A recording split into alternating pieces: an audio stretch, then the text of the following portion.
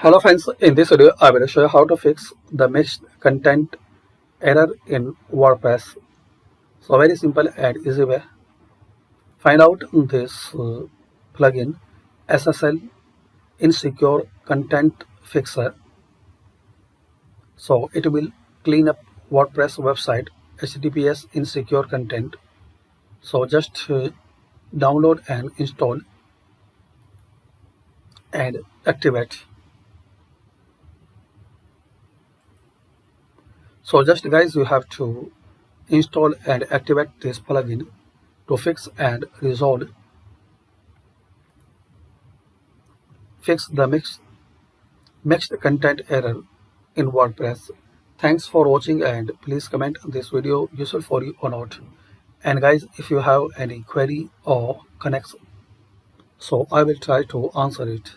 So thanks for watching and please share, like and subscribe. So please share, like and subscribe this channel for more useful videos.